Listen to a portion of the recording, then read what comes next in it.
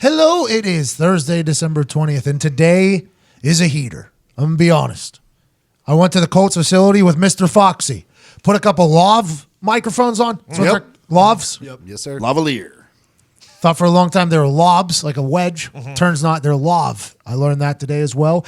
Talked to Darius Leonard, the biggest Pro Bowl snub I've seen in some time. Leads the NFL in tackles. This conversation goes deep, too. He's got 3 brothers currently in jail, 2 incarcerated for murder. Wow. Made it out of some very tough situations to be where he's at right now, and he's ready to dominate the league for like the next 10 years. That conversation is a good one. I think you're going to enjoy it. Also, sports handicapper Brandon Lang, the guy from the movie 2 for the money. 2 for the money, stops by to give us some picks this weekend. Also, all chatter about the life that you need to hear from everybody. Gorman gets shit on a little bit. The team has a great time, and it's all coming to you live from the MyBookie.ag studio. We've been telling you for weeks and months and maybe even years that MyBookie.ag is the greatest place on earth to gamble because you can gamble on everything. If it's happening, you can make money off of it at MyBookie.ag. If it's reality TV, guess what? Bet on it. If it's politics, You bet on it. Bet on it. On that. if it's me at Chuck E. Cheese playing Skeeball tomorrow at roughly noonish, Hammer it. Bet on it. Bet on that. I'm not a great Skeeball player. I'm going to be honest. You said it's probably your worst game. I'm not a good Skeeball When's the player. last time you skied up? I Is that a word? don't think it is. Oh. I don't think what you just said is a word there. I don't hate it, though. Maybe, It's a good verb, I kind of think. sounds like people doing cocaine. now. It does. Yeah, it's Yeah. like a skied up. I It's had like a cousin Nice. get arrested for that. Skiing? Go on Craigslist Skiing? and put, Yeah. do you want to go skiing? yeah, cocaine. Yeah. Yeah, a little reference. Anyway, Skeeball, I've never played an entire game. I don't think I've ever got through an entire game because I'm so bad at it early. 10 I- balls. Yeah, you're like, fuck it. Fuck it. Yeah. I leave the balls for the next, like the kid behind me at the on you, goddamn kid. arcade. Hey, you want to finish these fucking balls? Go Game's wild. terrible, by the way. Go play something else. This thing's miserable. I am not good at Skeeball, but they've made a couple bets for me to play at Chuck E. Cheese. I don't think I've ever been in a Chuck E. Cheese either. I had no idea that adults go in there. Good pizza. Can we get pizza? Great pizza. Yeah, absolutely. So good. This is not Chuck E. Cheese ad, but you guys say their pizza's Chuck E. like Cheese Phenomenal. Really pizza good is pizza. I used to work there. You get free pizza. It was great. you were actually Chuck. Once, yeah. What a day that was. Yeah, it's gonna be. Is it gonna be emotional walking into this Chuck E. Cheese tomorrow? I don't think so. Are you going to judge their Chuck? Yeah, you have to. How many Chucks? Here's Has the one best Chuck you Chuck ever met. Anyways, you really were a Chuck. Yeah, I did the worst job I could possibly do, so they never asked me to do it again. And it worked. Well, Pretty good. you might not be great at your job, but you can be great at gambling at mybookie.ag. They are the most social gambling website on earth as well. On Twitter at BetMyBookie, they answer every mention and DM. That's all they want to do is give you the live odds, the live updates, and everything you need to be a successful gambler at MyBookie.ag. Use promo code PAT, get 50% bonus on your first deposit up to $1,000. Let's not get crazy. Still making money off of making money, though. That's a beautiful thing. MyBookie.ag, promo code PAT. They invest a lot in us, so I hope you invest a lot in them. I've been on quite a drop, but that changes today. It does. For you and me both, if you're listening. Listen, there's only a couple weeks left in the NFL season. You've waited all year for this season to happen so you could gamble and cheer for your teams in fantasy sports. There's only a few weeks left of the regular season. And what are we going to do? We're going to fucking rake. We're going to bankrupt mybookie.ag. We're going to take every single dollar they have so they can't sponsor us anymore. That's what we're going to do. Because getting sponsors used to be complicated and confusing. Oh, yeah. Very. So It used to be very complicated and confusing. You get a sponsor, you bankrupt Yeah. their company, now you have no get sponsor. another one. Yeah, No. do it again. Yeah. Complicated and Tough confusing. life. A lot of tough stuff. Being a caddy for Jim Irsay used to be complicated and confusing. Oh, yeah. Because he always had people around him that you hated. Yeah, he didn't like the other guys in the cars. Ideas, Yeah, didn't like ideas going around. It could be complicated and confusing. Yeah. This will make sense to you all later. A lot more sense. Buying tickets used to be complicated and confusing. It used to be terribly complicated and confusing. You buy a ticket, you don't know if it's a real one to begin with, and you don't know if the ticket you bought is the ticket that you're going to get. Correct. SeatGeek said, let us take care of this. They scan all the other ticket brokers, all the other ticket buying apps, and make sure that you get the best bang for your buck on any ticket that you want to get to any live event, theater, comedy, sports, you name it. If it's happening, they got the best ticket for it. And that's because SeatGeek are good people. Great Well, the people, best actually. Unbelievable. I think I met like the third or fourth employee. We're friends with like the third or fourth employee Ian, at SeatGeek. Ian, Great guy. unbelievable guy. Unbelievable guy. Classy. Classy gentleman. High end. And that's the only thing SeatGeek does. And not great. That's the only He's a high end guy. That's the He's a only high end guy. Very good. He's top shelf. Top shelf. Top shelf. He actually saw the pub. He's been to the pub. Yep. He loved it. By the way, potential sponsor of the pub, SeatGeek, something to think about if you're listening. Think about Something to think about. The pub seems to be on the rocks, by the way. Yeah, I'm not they're talking about their drink special. I'm talking about the relationship. all they do is yell at each Marius other. and Elmo Stubbs. Do not They're listen to doing any each of other. them. They're This just is all fake news. They're literally Do just not listen. They're just yelling at each No, other. no, all the no, time. no, no, Yeah. no, no. It's a house divided. We come back stronger. They got their fucking asses kicked the last time we played. Well, that game. so I watched last night, and their fucking game plan is just We got atrocious. we got a little cocky. Yeah, but we won tonight. We did win tonight. Anyways, promo code Pat, get $10 off your first order with SeatGeek. Promo code McAfee, get $20 off your first purchase with SeatGeek. Get that McAfee one in before the new year because I think they're shutting that motherfucker off. By the way. So McAfee, $20 off first purchase. Pat, $10 off first purchase. Shout out SeatGeek. Let's get into this conversation with the defensive rookie of the year, lock, Darius Leonard. We are live in the Indianapolis Colts practice facility. I spent plenty of hours of my life in here. Now there's a new legend in town, a new legend in the building.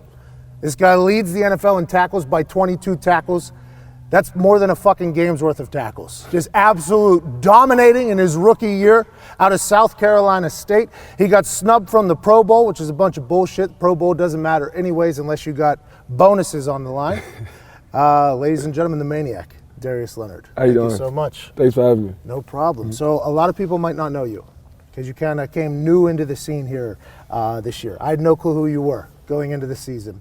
Where are you from? You're I'm from Lakeview, South Carolina. Okay, that's out in the middle of nowhere. Yes, sir. Farm town? Oh, yeah. Country boy. Country boy. And then you ended up at South Carolina State? Yep. How come? Were you I heard, did some research. You could throw a 90-mile-an-hour fastball. Mm-hmm. You can run like a 4.3 or something like that. 4'4". Oh, so they kind of gave you Yeah. 4'4", you're 6'2", you're a basketball stud, Yep.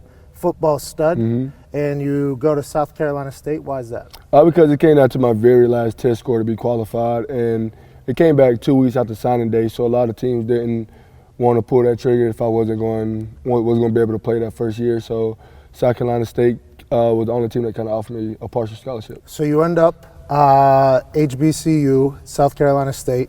You leave being the all-time leading tackler. Every player I know that has come from an HBCU into the NFL has had a chip on their shoulder because they feel like they've been overlooked and they're representing something bigger than themselves. Is that how you feel as well? Without a doubt. And I heard Robert Mathis has been a hell of a mentor and somebody you look up to in this whole thing. Oh, yeah, without a doubt. I mean, Robert Mathis, we have similar backgrounds, both coming from HBCUs, kind of families background, kind of similar. So, yeah, coming in, just talking to him about everything, it was kind of easy going, just talking to him about the playbook, and it was kind of easy to talk to him more things about life as well. You're a Q dog as well. Oh, yeah, I yes, see. sir. And I assume that drew Robert Mathis to you. Oh, yeah. And I heard he sought you out in the combine or something. Yeah. What was that conversation like at the combine? No, it was more so just asking about who I was and who I was as a person, as a leader, and then it kind of went more so about off the field then, because that's when the real Robert Mathis came out. It wasn't no coach then. It was more so the brotherhood. He let me know that coming from HBCU it was going to be hard. Coming from HBCU, you're going to be overlooked. Just to keep that chip on your shoulder and just keep grinding. Talk about you off the field. Family. I've read a couple stories about your family. I'm very sorry for the turmoil that you've had to go through in your life. 2 older brothers incarcerated for murder. Do you keep a relationship with them? Oh, yeah, I still talk to them. They write letters almost every week. So, yeah, I mean, no matter what they did, I mean, they're still family, so, yeah. How old were you whenever they went to jail? The first one, I was 2 years old, and the second one, I was probably around 10 or 11. Okay, so you have 2 older brothers that are in jail for murder. Mm-hmm. Do you have any other siblings? Yes, my mom had 9 kids, and I have 1 brother incarcerated. My dad had 5 kids, so yes, I have a big family. All play sports. I had a brother who actually played in the NFL, went to Clemson. That's why I grew up a Clemson fan. He won a Super Bowl, so kind of just following his footsteps a little bit. A lot of distraction possibility there. Oh, yeah. You're growing up in that type of situation. You always wanted to be a professional athlete and do what was possible. Kind of kept your head on focus on that whole thing. Yeah, I saw how much happiness my brother brought back to the family, back to the community. So, and I saw the pain that my mom went through with my 3 brothers. So, I knew that I'm afraid of failing, and I don't want to fail. So I kind of have a chip on my shoulder. Don't want nobody to look down upon me. So I always want to be at the top of everything I do. So it was kind of easy to kind of keep the badness away from me and then just try to stay out the streets. I always hear these assholes are like, you can't be afraid to. I was scared as shit to fail. Yeah, without a doubt, you're gonna have to. And that drove me to work harder. Yeah. Yeah. Just like here, we do something here that I've never done before.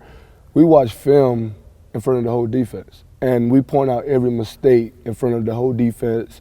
So, I don't want my name called in a bad play. I don't want my teammates to look at me sideways and say, okay, I can't trust him to do his job. So being afraid to fail is actually a good thing because it's going to push you to learn your playbook, push you to work harder. Yeah, so, being afraid to fail is not a bad thing. I agree. Hey, I'm happy we're on the same side. Yeah. Why do they call you the Maniac? How long have you been called the Maniac? Since 2016, after the Clemson game, my junior year, I racked up 18 tackles and a blocked field goal. And after that, It's fucked up, by the way. The kicker did not deserve that. Yeah, it's crazy that y'all do get blamed for that. I know. You make an incredible play. And the kicker I agree. Yeah, it's crazy. But then I got back on campus. It was like, man, you play like a straight maniac. And when he said it, it kind of stuck with me. And ever since then, every time I played, it was like I hashtag maniac, play like a maniac, and it kind of went from there. 18 tackles and a blocked field goal is like a standard game for you now in the NFL. You could have never guessed that when you got to the NFL you had this much success. Not at all. You look like a fucking grown man out there playing with a bunch of kids. You literally do. And you're a rookie. You have so much to learn. You still have no clue. I bet you Robert tells you this too. You still have no fucking idea yet. He still call me a rook-ass rook. Yeah, exactly. Every day. Exactly. Hey, there's no way you could have expected this. No, not at all. Coming in, coming from HBCU, and back in my mind, I knew what I could be, but then again, I was like, okay, coming from a small school, it was going to be longer for me to kind of work my way in. So I was coming in with the mindset was just do all the right things, and then everything else would fall in place, but I would have never thought that it would have ended up the way it's going now. How have you been enjoying the NFL lifestyle here? I'm loving it. Loving it here, man. It's especially in Indianapolis. So, it's kind of easy here. I stay close by. I have my wife up here with me, so. High school sweetheart, by the way. High school sweetheart, yeah. Hey, that doesn't happen a lot. Oh, yeah. Kid on the way? Yes, sir. That little girl. Name for her coming? Mia Gabrielle. Beautiful name. Oh, yeah. When's it due? April 3rd. Out of season, baby. Oh, Good yeah. idea. Yes, sir. That's a veteran move by you. That's a veteran move by yeah. you. So you've enjoyed the NFL lifestyle. Yes, sir. The coaches here, obviously you're brand new. They are also brand new. So you're kind of learning Indianapolis Colts, the whole brand of the organization together. What have you learned about the Colts organization? That is a family business. Every time you come in, you see the owners coming in and out. So everything is about family here, and everything stays in house. If you have a problem, it's always in house, and you don't have to worry about. You can go talk to coach, no problem. That's one thing I like about it. You don't have to tuck your tail or anything if you got a problem with anybody. Just go talk to them just like regular family. You all sucked at the beginning of the season. The whole world was crumbling on the Colts. Everybody was mocking Frank Reich, Chris Ballard, saying Chris Ballard can't hack it. He doesn't know how to put a team together. And all Chris Ballard continued to say was, wait for we build our culture, right? You're a young team right now. That defense, very young. If you take Vinatieri's old ass out of there, I think your average age is like 24 or 25. Very, very young team. You guys hit a moment. What was the moment in the season when you guys were like, all right, we're starting to get it? We had a team meeting after I think that 4th loss in a row, called a team meeting, no coaches, anything. Was it Houston? I think so. And then after that, Who talked? It was all the leaders. Andrew, Najee Good, Jabal Shear, Al Woods, Ryan Kelly. It was all leaders. Everybody, yeah. Yeah, so, and then after that, we knew what we had in here. And it wasn't like everybody was just better than us. If you see on film, we were just doing dumb mistakes, dumb young mistakes, and after that, we just kind of toned in and just trusting each other even more and kind of just went from there. You guys have become a team ain't nobody want to see right now. Nobody. Nobody wants to see the Colts. If the Colts somehow slip into the playoffs this year, right? Nobody wants to see it. It happened with the Giants back when the Giants won the Super Bowl. They were a dog shit team early in the year. Then they clicked, got hot, and kept running. The playoffs is all about who's hot. Colts are very, very hot right now. Oh, yeah. You guys have to be excited about the future. As a young man, you're going to be here probably 10 years if I had to guess. I'd assume that's the way the Irsays will take care of a player like you. Maybe 15 years, you'll probably get to ride on his private plane. I've never been on it. We'll figure that out. But I assume the work, everybody coming in, it feels very good because it's like we're building something special in here. Yeah, coming in, man. Like that 1 and 5, man. It was coming in. Everybody, we had the same mentality, but now it's different. Like it's really fun now, you know, just winning, trusting each other, and just going out having a complete ball. I mean, we didn't change anything up. We just kept continuing to just trust the process and get 1% better each day, and just came out to compete. You were in pass coverage this last week, made a couple big-time plays. How's that go over in the meeting rooms whenever you look like that big of an athlete, whenever you're also leading the NFL in tackles? I mean, that pass coverage, I mean, on one of them, it was actually bad. It was just, I came back, the quarterback threw a late, so I used my athleticism to knock the ball out. But we talk about the good and the bad. I mean, that, like I said, one of them was a bad and one of them was good. So we're talking about it. We just learn from everything and try to go from there. Where do you think you'll grow? Everywhere. I feel like I have so much room to improve in a lot of phases, especially when I'm coming into contact, making contact with a running back, or playing in coverage. So just more knowledge of the game, I think I'd be better. So next year, you're going to be a guy that people are going to prepare for. That's the plan. Right? Yeah. Like this year, at the beginning of the season, Darius Leonard, you were balling early in the year, by the way. You don't lead the NFL in tackles by 22 tackles if you were sucking early. Yeah. Team might not have been gelling early. You guys might not have had it together, but you were still making plays everywhere. Next year, teams are going to prepare for Darius Leonard. That's a huge compliment. Oh, yeah. It is. I mean, just to have a team just scheme up against you, it means NFL a lot. too. Yeah, This is not ducking some backyard football. This is the National Football League will be preparing for Darius Leonard. Yeah, I mean, it's just crazy that, like, I'm to that level now. So I just gotta keep trying to improve and just be better each year. You sent a tweet out to the NFL about the random drug tests. Yeah. I had to battle that in my career as well. Yeah, it's like every 2 weeks I'm getting drug tested. You need to just start looking at it as a compliment from Roger Goodell. Honestly, like if Vinatieri has a big game, his old ass is getting tested the next day. Oh, yeah. If I had a good game back in the day, I would get to the point where I was like, oh, they weren't that impressed with me. They didn't drug test me the next day. Especially with what's happening with Eric Reed down there. It's not random anymore. I thought it was wild that you sent out. Oh, yeah. Tweet. I thought it was funny. Yeah, it was crazy. And then you got snubbed from the Pro Bowl. Yeah, without a doubt. That has to be a frustrating thing, especially because you're so young. I mean, I look at it both ways. I mean, yes, I feel like I got snubbed, but it is what it is. I mean, just add another chip on my shoulder. Been growing up my whole life getting cheated, I guess. I mean, not going to Clemson, not doing all the things that I felt like I should be. So it is what it is. I just kind of build from it and just go from there. I'm pulling for you, man. Yes, sir. First off season will be your first time off probably in your whole life. Oh, yeah, I can't wait. Especially with money. Oh, yeah. I don't want you to think of your off season because you should be focused on the now. Oh, yeah. My rookie year, I got yelled at by Peyton Manning asking him when I should start preparing for my vacations. And he told me, don't even think about it during the season. With that being said, do you have any dream destinations that you'll go to? Not at all. I mean, my wife does, but I'm kind of scared to go out of the country, so nah. Just go to the beach? Yeah. See, I'm from Murder. Murder Beach is like down the road from us, so it's kind of Seen your frogs down there. Yeah, oh yeah. Jesus, I've lost some years off of my life at that place. This weekend, New York Giants. How's the team feel? The team feels good. We know what we got to do. I mean, we got to make Eli beat us with his arm, so we got to go away and stop the run. Saquon Barkley. Yeah, he's a great guy. Too rugged. This weekend is potentially the probable offensive rookie of the year and defensive rookie of the year going against each other. Yeah, he's a great back. I mean, just watching film on him, his contact balance, the way he runs. I mean, he's a great guy, great elite running back. If you don't win defensive rookie of the year, and let's say the Howl at the Moon guy wins, By the way, that was savage. I was a big fan of that move. Is that just another chip on the shoulder? Without Let's a keep doubt. it moving. Without a doubt. I mean, no, there's no such thing as keep it moving. It's gonna add that chip, especially to know how much work you put in. And like when they came in last week. I mean, it was on my mind a whole lot playing against him. We're not playing against him. Well, he's on the Dallas opposite side. Cowboys as well. So the Dallas Yeah. Cowboys get a lot more publicity on a regular basis. Yeah, so I knew coming in that every time I play against someone who they say better than me, I want to step up, and I felt like I did, and I proved a point there. And if he win it, yes, I'm gonna definitely have a bigger chip. The NFL has a maniac problem for like the next 10 years, and the Colts are lucky to have him.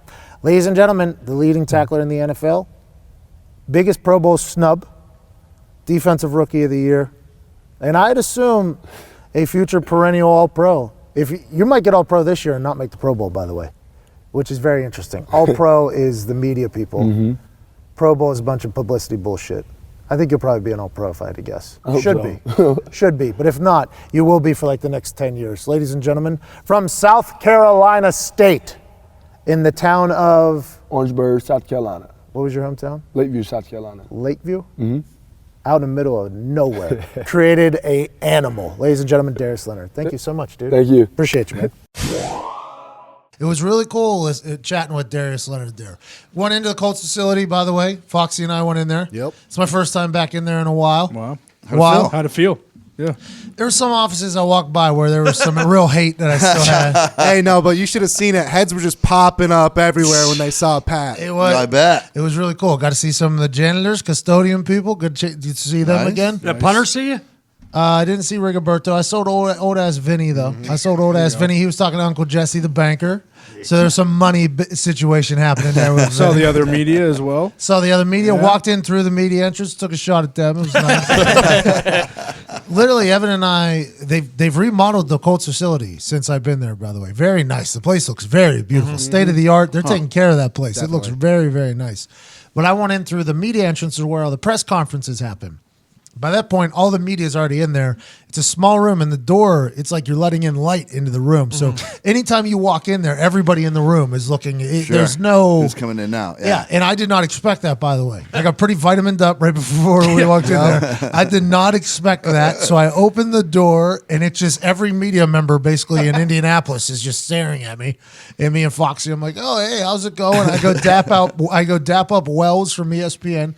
As I'm dapping him up, I'm like, fuck, I bet everybody in here is expecting me to shake their. So I dap up Wells, and I'm like, oh, good to see you, man. He works for ESPN. His name is Mike Wells. And literally, as I'm doing it, I'm regretting it immediately. And I know he felt that, in my dap with him. I was like a fucking elite. I'm like, oh, no. Now everybody in here thinks I'm going around the whole room. There's like 30, 40 people in there. Did it become a handshake line? No. So I pivoted quickly, and I'm normally not good at this. Normally, if I feel bad about something, I will react immediately. I knew I had to get out of the room as quickly as possible. So I did like an about face, and they were like, they said something along these lines. I had a quick oh yeah, well I don't have enough fucking talent to be in here or whatever. Everybody laughed or whatever, and then somebody followed up with like, well, what are you doing here? I couldn't help. I just couldn't help it. I just couldn't fucking help it. I couldn't just be, just having fun, just making content. Instead, I had to say something that was real. I looked at the entire room of the media basically and said, well, since you guys couldn't get Darius Leonard in the fucking Pro Bowl, they called me in here. And then I walked out of the room and I left. And in my head, I'm like, why? Why did I have to be a fucking asshole? It was a good line. It was good. It got a good pop out of the crowd. Yep. After you left, everyone's staring at Wells too. Like, what the fuck's up with your boy? Why do you what get the to- fuck? Yeah, what the fuck's up with your boy, huh? And there was a lot of people in there because the guy told us, he's like, normally not this many people, but the Colts are winning. And they're playing things are rolling. they're playing Giants, New Yeah. York City. So it's got New York media in as well. Guaranteed every punt today from Rigoberto's a shank. He's pissed off. He's asking questions. Why was he back in the building? Are you sure it was for Darius Leonard? I mean, he's having a bad practice today. So Rigoberto, whenever he first signed with the Colts, Tom McMahon was the coach, special teams coach as well, still. And they signed Jeff Locke from the Minnesota Vikings. They signed Jeff Locke to be my replacement. He was a lefty. He got paid a pretty good little amount of cash. I think he made I think it was like a $2 million offer, a $1.5 million offer. It was more than just vet men. They brought him in. He was supposed to replace me. They bring in Rigoberto Sanchez, though, as a camp leg. Tom McMahon, though, if you were brought into camp, Tom McMahon found you, normally you ended up in the NFL somewhere. So basically every single person that came into ours ended up in the NFL somewhere. So as it starts, I'm getting texts from Vinatieri like, hey, Rigoberto, not the best holder right now, but I think this kid might have it. So then I watch a Jeff Locke press conference, which I never had one, by the way. Played for the Colts for 8 years, got 0 fucking press conferences. This Jeff Locke guy's there for a week and a half. He has a press conference.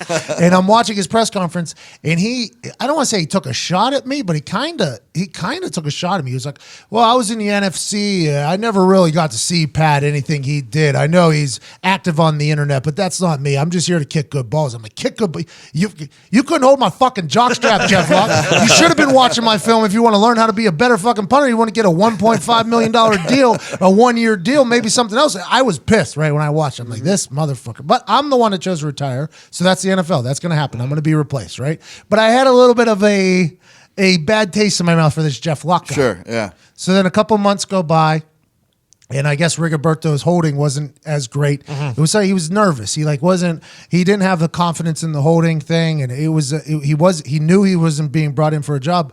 But all signs were pointing to him potentially winning the job. So Vinatieri, I get another text like, is there any way you could fucking like just come talk to this guy about how you're supposed to act as a holder? Because when you're a holder, right, you're in charge of the offensive line. You're in charge of everything. It's like you're the guy. So you have to have like your voice. You have to have some bass in your voice. Special teams quarterback. Command the moment. Yeah, but you have to be able to, the moment. You have to be in charge of the moment. It's a tiny little thing, but there's a lot of things that can go wrong. So just a little bit of confidence, basically. Rigoberto didn't have any.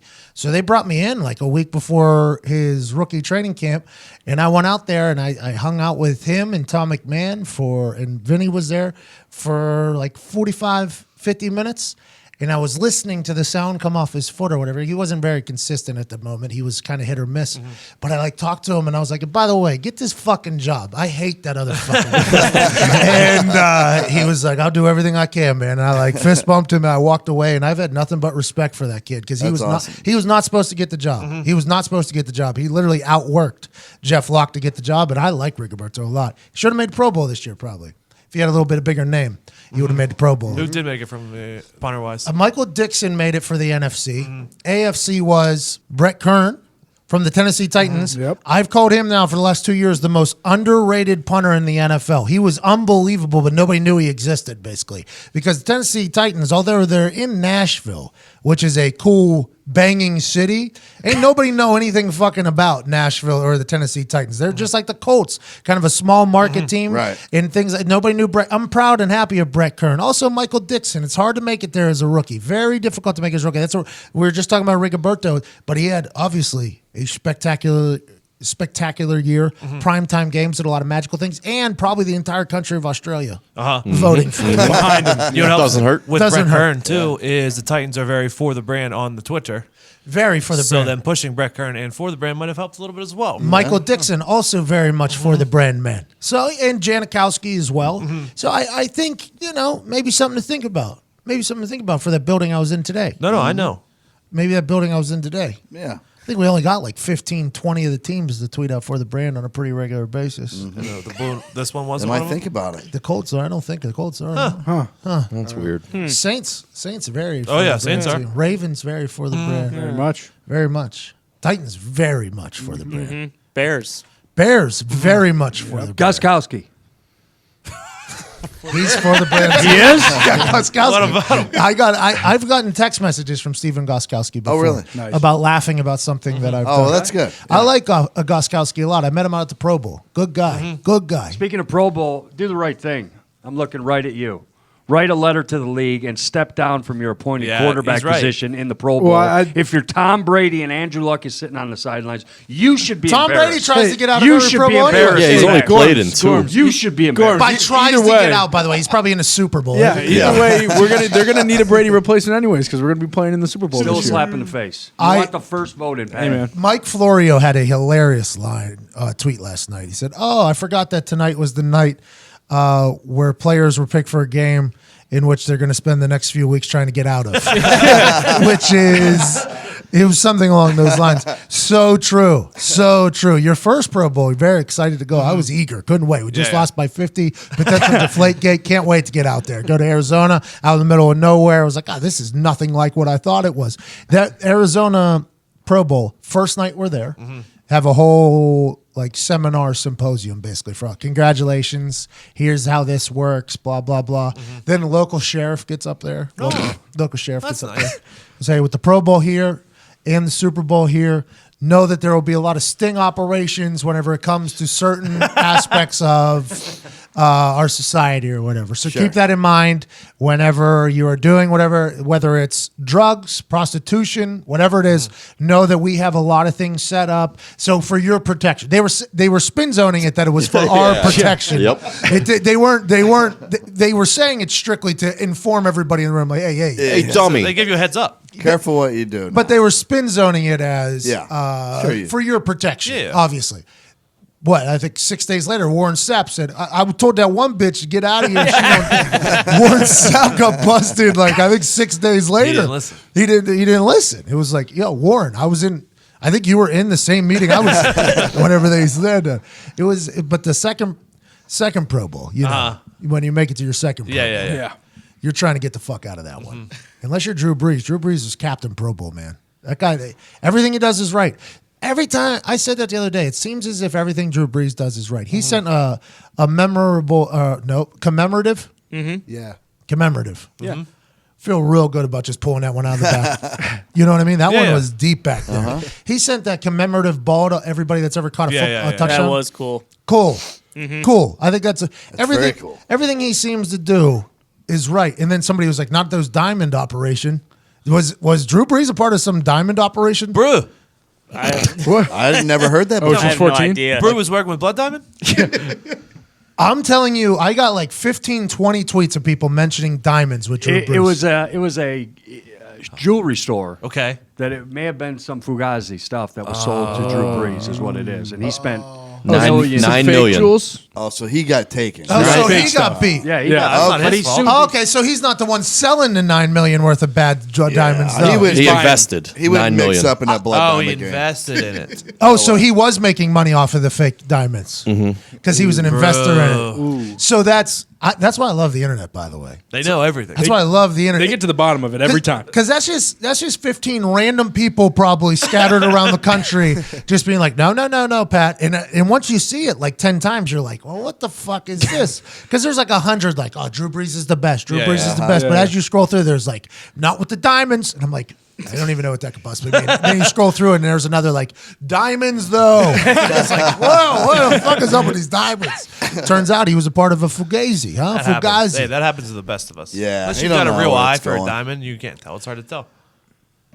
Plus, I doubt he was He's there. right. He's actually right. I don't think he was wandering around the No, I store know. either, taking part of operations. He probably just here's some money. Well, here you have a friend who's about to open a business, and they go, I can guarantee you a 15% return yearly on your money. This is all I need. I'm going to wherever diamonds are. yeah. I'm getting them myself, this whole thing. These diamonds are 98.2% profit. Drew They're Brees- 20 cents in every $10,000 ring. Drew Brees was conned just as bad as the people that were buying. Correct. It. Yeah, 'Cause they he- sold him $15 million worth of investment grade diamonds. They were worth $6 million. Still good diamonds. Still man. good diamonds. $6 million worth of diamonds. She's not going to know the difference. That is a true story. He's just trying to beef up his portfolio. I mean, he owns a bundle of Jimmy John's franchises down there too. You know, I mean, he's Hey, not bad marketing, by the way, by Smart. that guy. I remember when he first got into it, he was trying to break a world record for most Jimmy John sandwiches sold in one day. And all the New Orleans we got you, Drew. He sold 7 million sandwiches in one day. I was like, this is genius. This is genius marketing by Drew Brees. Yeah. Absolutely genius. Yeah, you're right. He's just trying to diversify his portfolio. Yep. That's all he's trying to do. Diversify your bonds. Yeah, nothing wrong with that. You Italians done. Yeah. Well, Oh, my gold? You said out of bread. Yeah. I was so mind blown. There's a place here in Indianapolis we've ordered from twice. They said they can't fulfill our order because they don't have bread. Sandwich Yeah, places. yeah. Middle of the day too. This is noon. There's only two parts to a sandwich. It's the meat and the bread. You're missing half the Yeah, inventory. but now everyone's trying to get this bread. correct. Yeah, but you're saying, but it's noon. Nick, It's like your fifth order of the day. it was noon. This has not happened just one. It's just like the Diamonds tweets. We've called this place numerous times at very standard order of sandwich times, and they couldn't fulfill 6-7 sandwiches because they didn't have enough bread. And it's not like they only have one kind of bread. They have like 15 different kinds Yeah, that they it's just promote no on bread. there. There's it's- no bread at all. So there's no. You know what it is? There's nobody in the morning waking up making that goddamn bread. Yeah. Yep. That's what it is. I think it might be like a Rudy's situation. When you work there, they're just like, nope, not doing the order. There's no reason to throw me. There's no reason. Just something to think about. There's no reason. Diggs and I will be back in Pittsburgh last night. Yeah. After this show was recorded yesterday, we hopped on a plane back to Pittsburgh to go pay our respects to our high school football coach, Coach Sacko.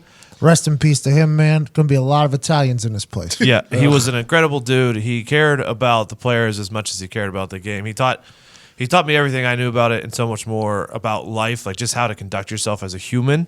And then, like I said earlier, he was a very smart coach because he hired me after I was done playing college to come help coach the team. So he respected my football IQ. Which you have to respect a man that does that. Coach Yes. Sacko, for me, I was a soccer player. Everybody knew me as a soccer player. I didn't start playing football until my junior year of high school. So I wouldn't go to practice, so I just showed up on Fridays. If it was an away game, my mom actually drove me to a couple games because I was coming from a soccer game. So all the football coaches didn't even talk to me, basically. It was just like, that's our kicker. That's McAfee's a soccer guy. We'll just kind of let him be however he'll be.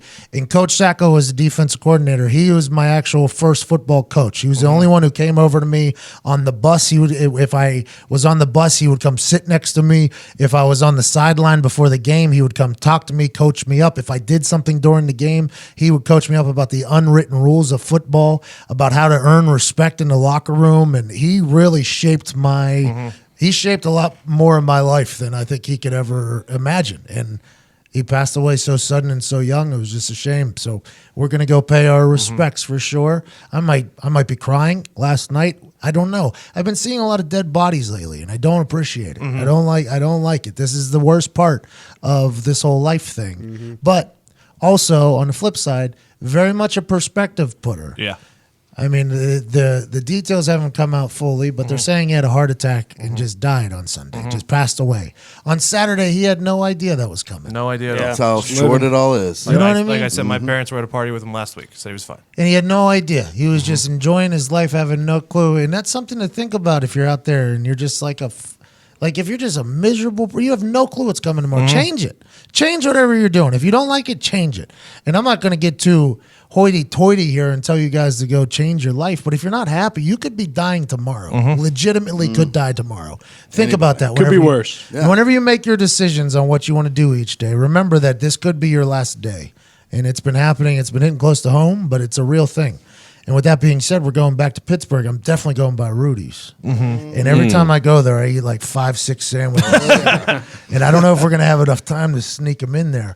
But the move I made of sending people to other Rudy's down the street, still one of the most legendary food service moves of all time. Genius. You got to respect it. Got to respect it. And I do appreciate the fact that that is probably what this sandwich place is doing now that I think of it. Every time I try to get a ticket to that show, it's sold out. It builds a buzz. You know? It's 100%. They never have bread over there. That bread must be amazing. Hey, sandwich place that's always out of bread. How can we help you? We says, we're out of bread. You called 25, 30 minutes ago, though? Could have got that bread. Could have got that. Would have got a hell of a sandwich. Could have got that. But now you got to go down the street to the other one. Maybe tomorrow. Call back earlier. This weekend, huge football weekend. Huge football weekend. Diggs got a slate of games that we should all be looking forward to. I cannot wait to watch the NFL figure itself out here, which is what's going to happen. Got to talk to Chris Ballard after the interview with Darius Leonard back in his war room. And I just talked to him about how the NFL is the greatest league. It's so good. You have no clue what's going to happen. Granted, there's shitty teams out there, but those shitty teams can still win at the end of the season and fuck somebody over completely. The NFL is a beautifully run league. Colts are being run very well right now. It was nice to be in that building and see everybody. For sure. But sitting in Chris Ballard's war room, They redid this whole war room, and it looks like it's straight out of the fucking the Kevin Costner Draft day. It looks like it's straight out of draft. I walked in there. He had the lights were all off, 2 projectors, TV, 2 projectors. Had some college film on one, had an NFL film on the other. Just himself in there, music playing through the speakers through the whole room, and he's just sitting in the middle of this thing with like a EXO remote with a laser pointer and a notebook.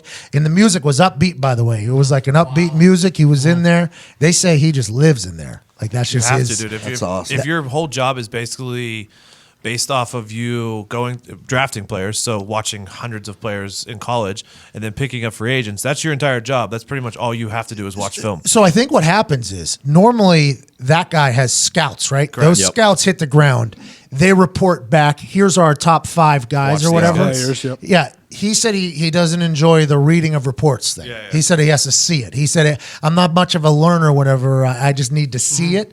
And I'll tell you what, Chris Ballard was being attacked earlier in this NFL season, but now people are very much coming around that Chris Ballard is running and building this team in the right way. It was kind of cool to get into his little, it was like I was in his little brain. Did you put a few things in his ear? Did you talk him out of left bell?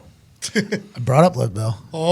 As soon as I sat down, I brought up Left Bell. He said, every time you talk about you bring up Left Bell. I was like, I'm just letting you know what the internet is saying. Sure. Okay? And I've been saying this for a long time. I don't know if you should waste money. Not that I should ever tell you what to do. You're sitting in this room. I told him, hey, you got 2 fucking TVs. I'll tell him. But I said, that seems like that's an interesting situation. I don't know. That's going to be a lot of money. He was like, I'll be interested to see how it all plays out. Spoiler alert, he ain't coming to the 317. No, not a chance. That's Ballard's too smart. I didn't want to give away anything. But it seems like there is not a real want to go make that happen. Hey, winds change, but I'm telling you, spoiler alert, no 317. I didn't press him though because I don't want him to ever feel uncomfortable Correct. talking to me, right? So I didn't want to like press him on it and be like a big J journalist. But like, it's yo, good for him. You can represent to him what people are saying on the internet. Hey, I want to let you know, Chris. Yeah. This is something that's On happening. there every day. Also, it's what Le'Veon Bell's saying too. Le'Veon's the one commenting. He's specifically been saying it since before training camp. Yep. But I don't want him to ever feel like, because I think he's a good guy. Yeah. He is. Yeah. And I enjoy the thought that I am getting to watch like how he operates as opposed to be. It's been fun to kind of watch him work, his brain work. How about this? You have to pick someone in this room to GM your team, which you own. Of all these faces and heads in here, who are you picking? I'm picking Diggs strictly because he knows the most about it, but he'll quit soon, so we'll have to hire. Nice. Honestly, that would be a fucking dream job. Like to be a GM in the NFL, you'd building be a in your roster, underwear in that fucking film awesome room, that right? would be. Hey, that room I walked into looked like a dream. just It's like the all 22 times Yes. 4,000. You were just talking about that, and we were talking about Coach Sacko. Literally on Saturdays when we would coach, game would be Friday night. We'd bring the players in Saturday. We'd watch the night before film, and then me and him would sit there for like 4 to 6 hours watching the team's games for the next week. And he taught me so much but like watching film, like for 6 hours, it went by like that. I had no problem doing that. I love watching. It's a film. good time. Film is a really good time. For me, I always had. It seems a lot comes around to this, but anytime I had vitamins in me, I think I should have been going to high school and college more vitamined up because I think it makes me more interested in What's going on? What's going on? I think it makes me more interested. That's why I did it. Yeah, I'm sure. You did a lot of things. Yeah. College is much different from me. Weed really makes you want to peel more layers Yes. off. Like, I wanna dive in. Dig deeper. All right, let me see some more of that. Yeah, I agree completely. I think it would have changed my whole entire education experience if I would have been doing that. Obviously illegal, but it would have been better. If I'm not on weed, I'm in there. I'm like, watching that's film. an onion. I've I don't fuck with that onion. I've said before though that I watched Shane Leckler's film. Yeah. So Thomas Morstead, in the summer before going into my rookie year, I literally had to ask him, like, I need like a 5-10 minute, just like a punting for dummies book right now. Like, give me a couple things just to keep in mind. If I do this and this, the ball will go far, right? Like if I do this and this, the ball will go far. He's like, all right, keep your hip flexor out so that your leg swing is straight. And if you drop the ball on the right center of your foot with the ball straight, it should turn over every time. I'm like, okay, let me lock that in. Boom, boom, boom. So then we do a couple and it's like, it's working. I'm like, perfect. Then whenever I got into the league and I had access to film, I would just watch Shane Leckler's film. And if you're very vitamined up watching things in slow-mo, you really start to realize like the little thing. I'm like, oh, he's holding on to that ball until Oh, his left foot's on the ground. Oh. And then I'm like, can you put my film up there? Oh, god damn. Wrong way. But film is a lot of fun. I enjoy it a lot. Fourth phase of the game. A lot of people forget. It's a 4-phase game. It's an awesome thing to do. It is. It's really cool. Hey, in all your years of organized football, have you ever played a snap outside of special teams? Think about that. No. It's always been No, special. yeah, I have. Yeah, I have. I played when on. we were in 7th grade, or I was 7th grade. You were 8th grade. Yeah, I played like 3-4 weeks. You played wideout. I was quarterback. We threw a couple touchdowns. Nice. Yeah, Okay. Oh, Yeah, But- I did. We literally have 2 touchdowns. I think I have a pick 6, and I might have a punt. He also scored a touchdown in high school. It was a bad snap or something on a field goal from like the ball rolled back to the 40, and he just ran it in from the 40. Hold on, the guy. Hey, that's one of my most. That's a big moment for yeah. me. I remember it. I was thinking about Coach Sacko because Coach Sacko after that game, it was my first year. It was my first couple games. Snap goes over the holder's head all the way back to the 40, and natural instinct just run back to get it. And as I'm going to get it in soccer, right before you get the ball, you're supposed to give like a peek over your shoulder, right? It's just like a natural thing to do. So right before I pick up the ball, I see this guy like right on my ass. And it's from Fox Chapel, by the way. This is the school that my mom hates. Yes. Naturally. So I bend down to pick up the ball. This kid gets on like my waist to tackle me. And I do like a hip toss, and he goes flying by. And I'm like, okay, here we go. I got the ball now. We're in a real game. All right, so I like square up now, and I'm looking at their entire defense now, except for that one guy that's behind me. And a couple of guys on my team were basically like, give me like the let's go. And I'm like, here we go. This is just like backyard football. Ain't no shit. And then at the goal line, I end up, I think, running over a guy or two and like getting in. Nice. And on the bus ride home, Sacco sat next to me and he goes, got to get you more of those. More of those. I was like, I agree. And then that's whenever he got into, he said that as a way to start his conversation with me, I think, and then he explained to me how scared all the football coaches were that they were going to ruin my soccer career. Mm-hmm. Yeah. So like Sacco was like, we are so scared to do anything with you. Because I played overseas in soccer. I was a pretty solid soccer player. like they didn't want football to injure you? Correct. Yes. The football team had the football team, the coaches, everybody. They were like, we just don't want to we don't want to, because I was a pretty notable soccer player from our high school. So me going to play on the football team was a big deal. Obviously, a lot of people were doing both soccer and football, but I don't think there was anybody that was like. Plus with the hip toss too. Huh? Well, yeah, that's the thing. Yeah. Sacco was the first person to tell me, like, hey, we're very scared to have you here. Like me and Sacco was like, we don't want a bad name at all if we hurt you. And then that was really, it became like a real relationship. And I thought about that play this morning while I was showering because I wonder if that film still exists out there. I guarantee it does. I had to look like a fucking athlete. I had to have. Not to ruin the I story, might even but have it at my house. how did you, we gotta like find junior year, how did you get over to football? Well, I was going to do it like I won the punt, pass, and kick. Oh. I won the punt, pass, and kick either my freshman or sophomore year. I forget what it was. And I was going to go do it then. But soccer, it was really going for soccer. It's like in my head, though, you're so good at soccer. Why would be like, I'm going to go play football? Like, Well, he would just come on Fridays to kick. That's it. That's it. Wait. You didn't run gassers? You didn't? No. do anything? I would just show up. I would walk in with the. Well, that's a good gig. And sometimes they had games on Friday night, so he would get there right at game. Right, I would walk in with the fans sometimes. Were players pissed off at him? Or No. They loved him, right? No, the best. No, he could kick like a fucking 50-yard field goal. Any high school can get a real kicker. And our high school team was not good. Yeah. 500, but okay. First time I kicked the football, though, I kicked a 60-yard field goal. It was like the first time I kicked it. And it became something where there was always the thought of doing it, but soccer was the ticket. If I was going to go to college, by the way, my parents weren't going to pay for it. There was not going to be no student loan. It was going to be a scholarship. No, but Gorms, it was the best because if you were on kickoff team, you didn't have to run because if it went in the end zone, it nice. Except for there was like 2 or 3 times where Pat, I don't know what happened, but Pat didn't get it to the end zone, and the team was not running down the field. No. So it was like an automatic 70-yard return. By the way, that's probably because people were like trying like 6 yards down the field, and they're like, "Oh shit, that's not in the end zone." By the way, where I learned how to tackle is on those situations right there. No And one was running. It happened in college too. The same thing would happen in college. How did you learn to tackle? You were never at practice. I mean, seriously, how did you bring down your I fast tackle? grew up in the city of Pittsburgh.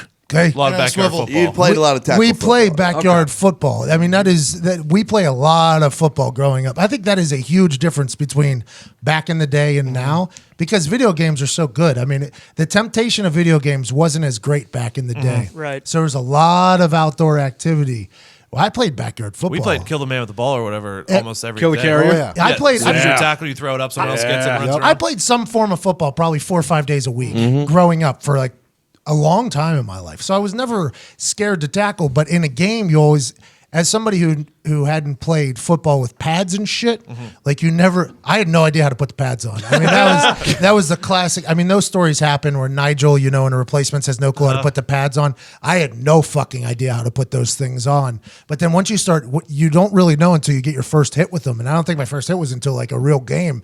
I was like, oh, this is fucking awesome. We can just plow people. But it was always the response from the football team was always like, hey, we don't need you getting hurt on our fucking dime, basically. That's how the football team. Tackle the man with the football was like the best training thing ever, the best game ever. And Gorm's, our generation should be ashamed that we didn't use that name. We called it something else, and it had to go away. But that was like the most fun. Yeah, it was a great game. Great game. That was the most fun. I wasn't going to say the name. I'm just saying it's. What would you guys call it? It was called something else. Yeah. You can't say anymore. Nothing good. But that game trained like every good quarterback. I mean, every good running back that developed in high school was the neighborhood kid who just fucking demolished everybody at that game. Great conversation by us, boys. I'll tell you what, boys, the way our mouths were moving into those microphones at the current time, and we're only heating up, by the way. What you're about to hear is even better. Isn't that true, boys? Yes. Oh, yeah. Hot mic. Yeah. 1,000%. Thought that was good. Hot. That sounds like the Cleveland Brown coach guy, Wiley? Coach Wiley. I don't know how much I love that Santa thing. That was one of the worst things I've seen. Yeah. On the I don't know internet how this much I year. love it. I like Cleveland Browns. I like the way they operate. I like the way they're moving socially with everything. I didn't love that video. They're trying a little too hard. Don't jump the shark with Wiley. By the way, Wiley legend though, so I would not be mad if I saw more of him from the Cleveland Browns. Just that video, I didn't think it didn't. We want authentic, Bob. Yeah, but people are gonna miss. We miss all the time. Literally, whole shows it. Yeah, He took a shot. We're taking a shot. Take a shot. Take a shot. But let Bob be Bob. That's what we're saying. Bob's as fine as Bob. Let's put our swords away. We want Bob Wiley, not Santa Claus. Yeah.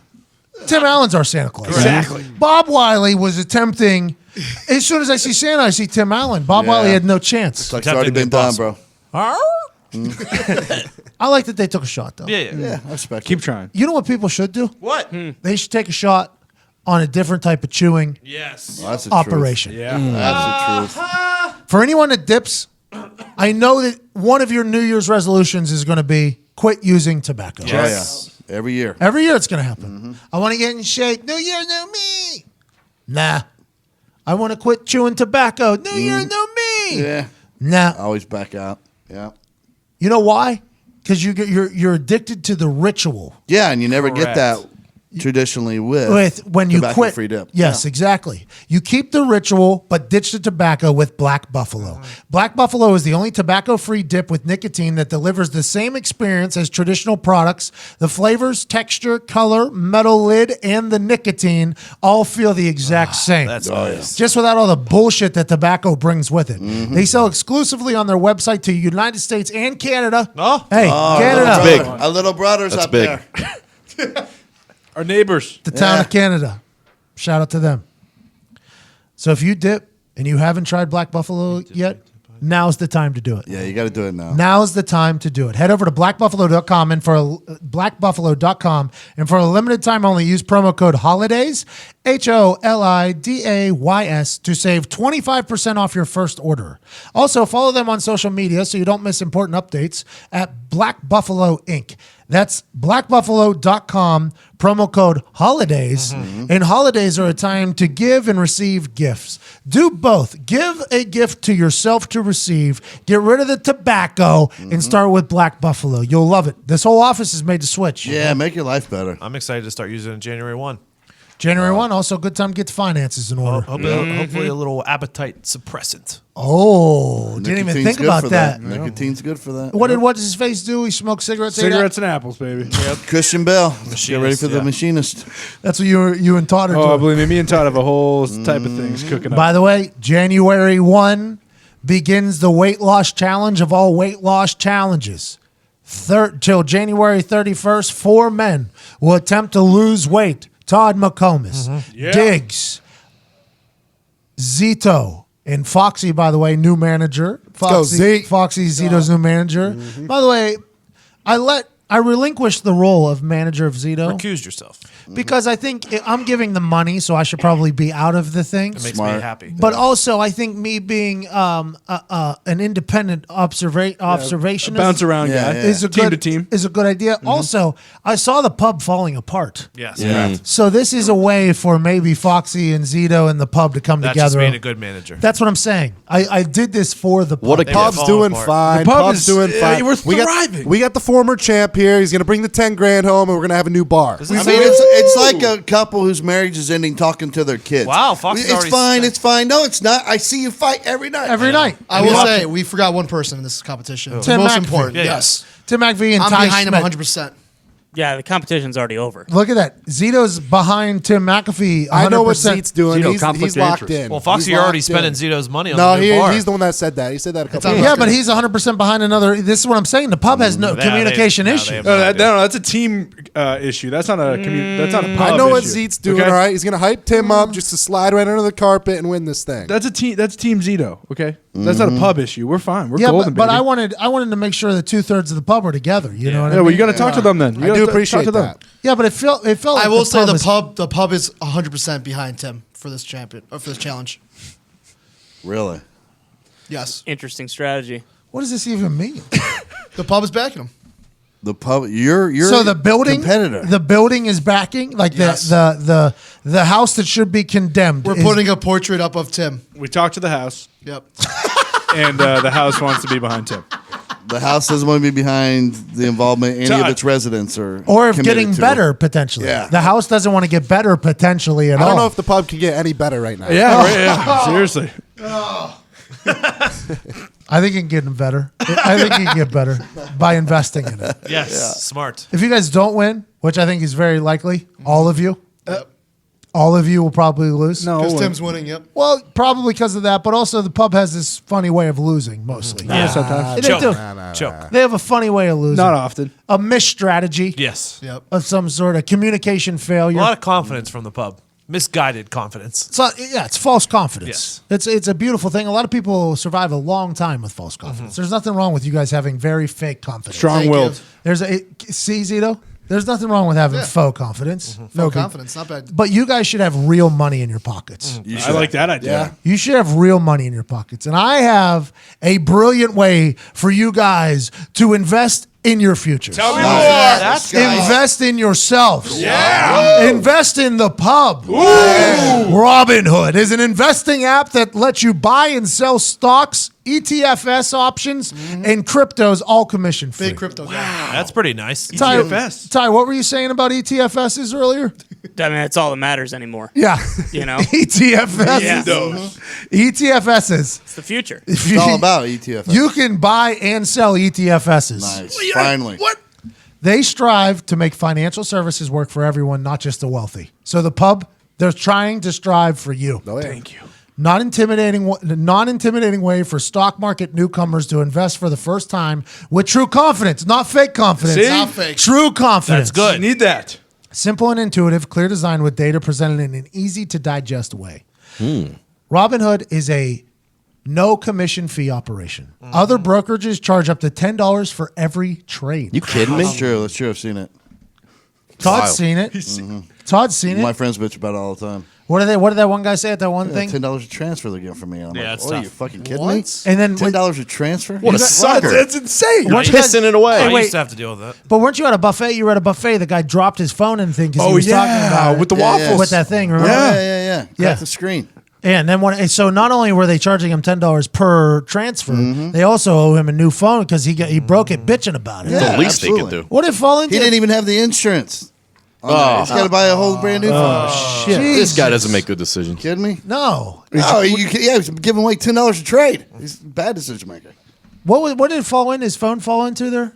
It bounced off the chili because the chili's right there Yeah. at the end of the buffet. Yeah. Bounced off the chili, scraped the green beans Yeah. against the glass, Boom, right on the tile floor. Oh, so it landed down. Did it land face down? So it's Face like down. so it's like a guessing game, like scratch off. Like, is it broke? that's the He's like- worst. he didn't even Suspense. 5 minutes, he would just look down, That's afraid tough. to pick it up. So he's like $10 in his transfer fees Yeah, remember the whole buffet line was backed up because he couldn't pick Yeah. up the phone. Oh, yeah. in front of everybody. Everybody was just waiting for him to see if his phone was broken or not. Everybody was Everybody there in the whole place. But Everybody in they the all- whole Golden Corral. But everybody in there also heard. Everybody in that Golden Corral also heard though that he was paying $10 a thing, and they were all like, "This guy makes fucking bad. Yeah. What an idiot. This guy deserves this broken Yeah. phone. Yeah. Yeah. Don't have a broken phone. Probably to make his wife pay the bill as well. Wow. Scumbag. That kind of guy. His How'd wife- that conversation start with him between you and him? It was just at the chili, or what? Yeah, we were just at the table, and I was bitching about how much I hate croutons, right? And like I go over to the salad, I go get salad, 3 fucking croutons in there. Somebody with the crouton forceps, use that also on the lettuce. That's what happened. You know what it was? Or drag the croutons across the lettuce, Yeah. drop them in there. Like a fucking They're in prick. separate Asshole. containers for a fucking reason. You know what I mean? Some Yeah. people don't want the fuck croutons on the fucking lettuce. So I'm in there bitching about that. And then he started, he's like, you think that's bad? Listen You know to how this. much I pay per transfer? Yeah. Every fucking time. So I he's try a to trade one-upper stock. guy too. Yeah. Yeah. I'm like, So all this right. guy Yeah. also a one-upper I'm guy. like, you got his me here. food- I felt bad too. I'm like, here, I'm bitching about a fucking crouton. This guy, he's out all kinds of money. Yeah. I yielded. So don't be a one-upper or a broken phone guy. I love croutons. It's the worst. It's the only carb in salads. That's why I love them.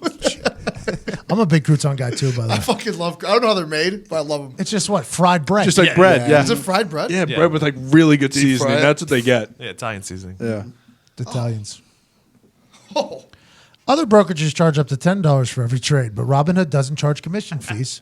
Trade stocks and keep all your profits. That's all nice. of them. Hey, that's Incredible. nice. They have easy to understand charts and market data. Data. Data. It's data. Data. Place a trade in just 4 taps on your smartphone. Robinhood web platform also lets you view stock collections, i.e. the 100 most popular sectors, entertainment, social media, in curated categories like female CEOs Never heard of them. and analyst ratings of buy, hold, sell for every stock. Wow. Learn how to invest as you build your portfolio. We talked about this earlier. Got to have a portfolio. Diversify. Yep, Drew Brees. Discover new, with the diamonds. Yep. Mhm. Has that already happened in the conversation? Probably not. You'll hear about You'll it. hear about it. You'll hear about it. Discover new stocks and track your favorite companies with personalized news feed. Robinhood is giving listeners a free stock like Apple, Ford, or Sprint. Or the pub. Okay, that's enough. Nope. No, there's no stock buying in a pub. Everybody's selling the not fuck. public. We're not No, public no, yet. no. We're not public You know, yet. if Zito said that, he'd be out of the room.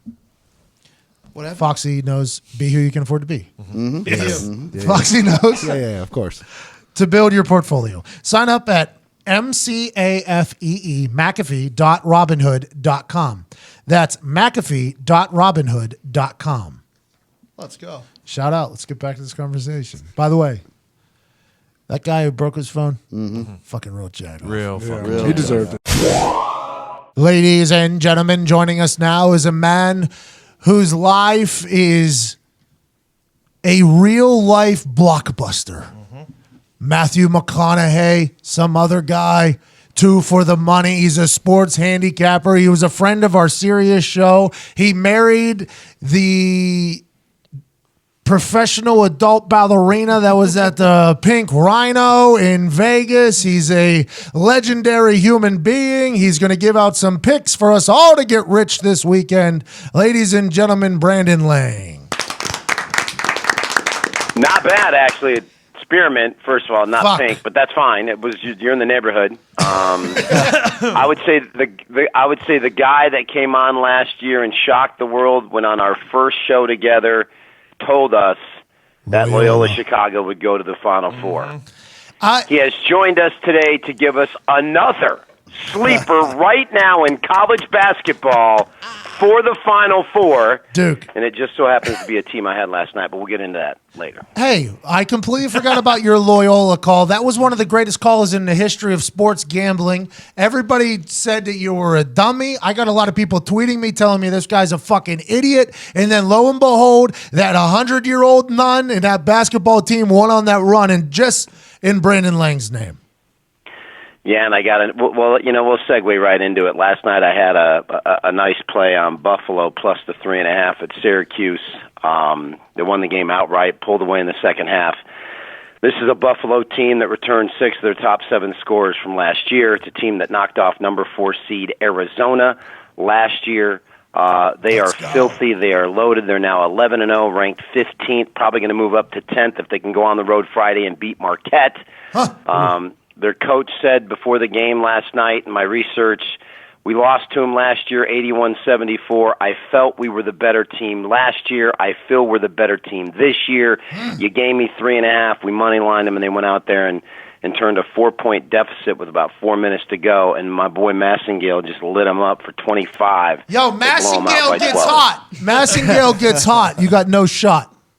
None. So keep an eye. That team could be this year's Loyola Chicago. Know that, print that right now. They got this kid Perkins, a lefty who comes off the bench. That's the second coming of Sam Perkins. Keep an eye on Buffalo. I'm giving them to you early. I mean, early. It's Christmas season. It's the holiday season. You're giving out gifts. Also, here's a little gift from the past. Did you ever golf caddy for Jim Irsay? Yeah, I told you. He was my regular my last year at Riviera. Now, here's a story about Jim. Anybody who tells you they know Jim Irsay, then they'll tell you, like Junior Seau would call everybody buddy. What's up, buddy? How you doing, buddy? Jim Irsay, if you know him or around him, brother, calls everybody Pardsy. What's up, Pardsy? Pardsy, yeah. How you doing, Pardsy? What's going on, Pardsy? I have no idea. I've never been called a Pardsy. Oh, wow. No, you call Pards. Hey, Pards. It's like Do you know who was with Jim Irsay any one of those times named Jeffrey Gorman, kind of a handsome-looking older guy? I'm still pissed off at you, Brandon, for the landing area on 10 that you would always give me. Plus, you'd give me a shit read on 10 every time. So I'm still down on you, but I love you. Wait a minute now. Does Jeff have kind of black hair? It's kind of brown. He's got blue eyes. He's kind of an attractive-looking guy. He's Movie very, star. very old. Looks younger. He's a movie star. He's got an IMBD.com page. Every time we were out at Rivy, you told me about your movie. All right, number one. You remember my brother out there one time too? Starting to come back to me now. Horseshit. Seriously. Come on, for fuck's sake. Unbelievable. Listen, we're going back to 2000, circa 2002, 2003, Big Daddy. How much? That's all right. Let me see if it's a real Brandon Lang. How much to carry Irsay's bag each time? I know what the number was. What was it? All right. Well, first of all, you never carried his bag. He was only in a cart. That's first and foremost. Second of all, I was always in a cart with Jim by myself, and then Steve Hanamoto would have the 3 guests every time. I would just take care of Jim. So you're saying you never worked for Gorman, Steve Hanamoto? I like Stevie. Stevie could read those greens. Brandon? Yeah, Stevie's been there forever. Now, I of course am the caddy that holds the course record 61 for Ted Tree behind his back. So obviously you got to be able to read some greens if you take a PGA Tour player around there in 61. But back to the story, Hanamoto had the other 3 guys. I had Jim. At that time, 2003, Jim would give us each $500 cash. Not the same guy. It was a yard every time. 1,000. Come on, Lang. Listen, not then. He only gave us $500 a pop. Now, later on, when Hanamoto had him with Hammer, who Jim flew in and gave him spending money and put him up and had him in the suite, and they really had a good run. He had bumped it up to 1,000 according to Steve later on. But when we first had him, when he first joined Riv, he gave us each $500. And that's the greatest story ever, because the morning I went in that I got Jim, I was still single. There was a massage parlor down on Wilshire Boulevard right next to the Shakey's Pizza. And that morning driving in, I didn't know I had Irsay, but that morning driving in at about 9 o'clock, 2 hot Asians went by me in 2 brand new Mercedes and pulled into the back alley by the massage parlor. So I'm like, these can't be masseuses. So I pull in behind them, and sure enough, they go right into the back of the massage parlor. So I go up at 9 a.m., banging on the back door. The madam's like, we not open. I'm like, listen, I know you're not open. Who are the 2 Asian girls that come in? I want to come see them later. She goes, we not open. I go, I know you're not open. Give me their names so I can ask for them. Finally, after banging for like 5 minutes, she gives me their names. I'm like, thank you. I go up to Riv. I get Irsay with Hanamoto. We take Irsay around. He bangs the seats for $500. I go, Hamana, let's go. We go right back to the massage parlor. My daughter's life. They were a porn star hot. Kobe Tai, Miko Lee, Kikani Kai, Tiana Kai. I mean, that level, they were unbelievable. And I, for a year, saw this girl, tried to pull her out of there, get a date with her. She just would not budge. Jim Irsay making dreams come true. Jim Irsay. Unreal. Jim Irsay. Hey, Pardsy, what have you been up to, man? Just in Vegas, just on fire in college basketball. Good NFL run. College football, a little 50-50, but college hoop has just been unbelievable. It really has. And like I said, we moved back here full-time from Jacksonville to Vegas. So I've been back home here for 3 months, and it's, the carnage in Vegas is just fantastic. So it's that's it. Just bowl season, Super Bowl's coming up, trying to win games and keep her going, man. I went through a goddamn drought. Now, I was hot early. I was doing all money lines. I was feeling it. And then everybody told me when I was betting these money lines, they're like, hey, that money line's going to fuck you over one time. And then the Titans beat the Patriots, and that started a downfall for me, Mr. Lang. I need to start taking your advice a little bit more, I think. Well, we can segue right into it. NFL this weekend. Tell me what you're looking at. I'll tell you if you're on the right side. Okay, let me dig this up. Let me pull up my bookie here on my phone. Pull up your bookie. Let's go back to Irsay's boys. So how did you work for Jim, or were you just a guest of Jim? I don't know if I'm going to answer you right now because I'm kind of offended that you didn't remember me. Because I listened to your hustle every other hole, and I worked for the Colts. Go out there with Jim, get the call down from the boss's office. We're going to Rivy tomorrow. Be ready. Because there's another guy that came out with him that no longer works for him. That he didn't like me much. He kind of didn't want me to caddy for Jim. Probably his probably brother. My brother. Yeah, that's probably this guy's brother.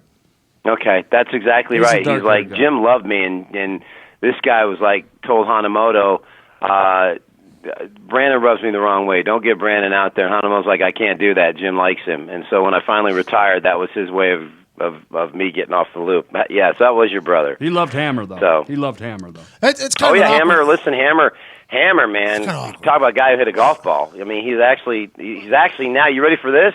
Hammer he hates your brother. Parlayed his caddy rib job. Now he's Mark Wahlberg's assistant. So he parlayed his run with Irsay, got Wahlberg, and now I wouldn't say that. We all laugh about it. Mark Wahlberg speed golfs for 30 minutes every single morning. Yeah, he's Mark Wahlberg's gopher. He's his gopher. Hammer's his full-time caddy, travels with him, but he's his gopher. They rip on him, they make fun of him, but Hammer's a good dude. But that's what he's doing now, so pretty funny, man. Good for him. All right, you ready? Yep. Okay, I love the Indianapolis Colts -9 at home against the New York Giants. Let me tell you why. Darius Leonard just came on the show. Incredible interview. Huge chip on his shoulder going against Saquon Barkley this weekend. Also, Andrew Luck, not a Pro Bowl nod. I think the team is using this very much as motivation to bury Eli Manning, his weak arm in the New York Giants. Am I on the right track? You're on the right side. You lose with Indy before you take a shot with the Giants. You look at Indy, I think they're the only team with both a top 10 offense and top 10 defense right now. 9's a lot, though, right? Saints, they're the hottest team in the NFL. 5 straight home wins by an average margin of 16 points. I think the best quarterback-head coach relationship in the NFL right now is Frank Reich and Andrew Luck. This is a dangerous team right now that if I'm anybody else in the AFC, I don't want to see them right now. I hope they get in because I think they're more dangerous than Philip Crimea Rivers in San Diego. Oh, cry me a river. And I always call them San Diego because they'll never be LA to me. So definitely on the right side with Indy. Go. Did you see the photo from the Monday Night Football booth? I think they took a picture of whoever was calling the Chargers game. There is, you know how Matt Nagy has the BU on the thing? Yeah. There was a huge poster in front of whoever was the color commentator that said Los Angeles Chargers. Los Angeles was underlined. Remember, this is Los Angeles, not San Diego. Nobody knows that it's Los Angeles Chargers. It's only a matter of time. I like this. Pittsburgh Steelers +5.5 in New Orleans. You're on the right side. Everybody's betting New Orleans in this game. And Pittsburgh's a dangerous dog. You know, they're not laying 10 on the road at Pittsburgh. They're not laying. I mean, this is an interesting spot because you look at the Saints the last few weeks. They haven't looked impressive, even at Tampa, even at Carolina Monday night, even at Dallas. Pittsburgh on the road getting more than a field goal. Very rarely do you ever get Pittsburgh anytime in the NFL as a dog of more than 3 points, ever. You're always laying chalk with them. So from a value number, this is the Saints team that's failed to cover 7 of their past 11 as a non-division home favorite. So you're definitely on the right side with Pittsburgh. I like what I'm doing here. I feel like I'm really getting good. I've been in that the Saints place down there, that dumb Mercedes-Benz, and I think we actually lost by 50 down there. And when that place gets a humming, it's hard to stop. But the Pittsburgh Steelers fans will utilize this potential trip down to the Bayou, down to Bourbon Street in the middle of December. They will be that place will be filled with some Pittsburgh Steelers fans in there as well. I'm not sure the home field advantage will help as much as it normally does. Sure. I think there's going to be some terrible towels down there. Well, from a scheme standpoint, from a matchup standpoint, look at that. The secondary of the Saints, this is going to be the first game where they're really going to be tested by what Pittsburgh's going to throw at them. You look, Tampa didn't test them. Carolina can't test them. Dallas can't test them. This Pittsburgh offense is going to test them. I think the Saints win the game, but I think it goes right down to the wire. It's a field goal game. Rams have looked like absolute dog shit these last couple weeks. Arizona Cardinals in Arizona, they're giving 13.5 points to the Cardinals. Are they just going to blow the doors off of them, or do you think the Cardinals definitely cover here? I've said it for years. It's a 5-word answer that you don't get very often. You gonna get this dick. DDHDD. And it's not breast or tits at the Rhino. It's double-digit divisional home dog. Double-digit. You hardly ever get it. Example, Buffalo was catching 11.5, 12 from New England, and they were right there till the pick six by Derek Anderson. Something tells me you can't trust laying double digits on the road with the Rams when you got a defense that can't get you stops. Their defense is really bad right now. Really bad. Nick Foles had guys wide open.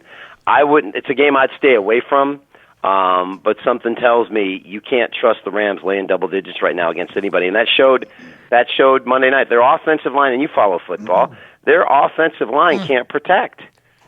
Could it be Fletcher a potential? Cox just abused them. So if you can't, Goff's numbers are down. He doesn't have time to throw. Gurley's banged up. Now they sign Anderson. There's some stuff going on with the Rams right now, so I'd be careful laying double digits with them right now. I really would. Could it be a potential teaser spot? That's where everybody's going to tease them down 10 points and lay 3, and yeah, that's what everybody. I'd rather tease Arizona up to plus 20. I'm sorry, 23.5 than to trust the Rams right now. You can't lay points on the road if you don't have a defense. Hey, Seattle getting points at home against Mahomes, prime time. It's the same thing. It's you're asking the Chiefs to lay points with a defense that's a sieve. I don't trust the Chiefs. I don't trust their defense in this spot. Seattle might run for 400 yards. And Pat will be the first to tell you, if you can run the football in the NFL, you're going to win games at home. Control and they're the jam everything. They're going to jam the football right down their throat. Okay, so Seattle wins that, he says. So we're taking money line Seattle. Well, while we're there, Baltimore on the road against Rivers. What side am I on? You're on the dog, plus 7. What's the current line now? It went down to 4.5. 4.5. 4.5. Everybody was on the dog. Jesus Christ. Everybody's betting Baltimore. Is that going to change the way that Brandon Lang? Is that going to change the way BrandonLang.com looks at this because everybody else is on this? Well, first of all, I think one of the best bets of the day is Seattle at home. Okay. If you saw their defense against the Vikings and Bobby Wagner and how good they're playing and how bad Kansas City's defense is, that to lose the way they lost Do you trust Andy Reid in the Pacific Northwest in a food coma after sitting around all day on Monday eating? That's Something a to think. fat man that likes his food. And I think Andy Reid's problem, and his problem has always been, he eats too much sugar, and it affects his brain and it affects his pattern of thinking. This is There's unbelievable. no way you should blow a 14-point lead First at night home night. with less than 5 minutes to go. That's breaking it down. Any coach in right the there. NFL, none. Brandon, how long And you while been? I'm at it, if you're going to fire the offensive coordinator of the Minnesota Vikings, how the fuck does the defensive coordinator Sutton still have a job for Kansas City with how he coached the last 5 minutes with his defense? Ungodly how bad this how Sutton has a job. Yeah, but he's been there He should be- 15 years, though, Brandon.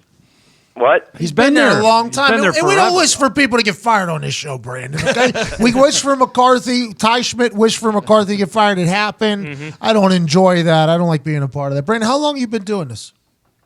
27 years of this godforsaken business. How do you survive? How do you? I've just been gambling here for a year and a half, and there's a couple times where the end of the game is legitimately a potential. It could be it for me. It's the emotional investment is huge. How have you survived 27 years of day in, day out? Every pick matters. Tranny porn, man.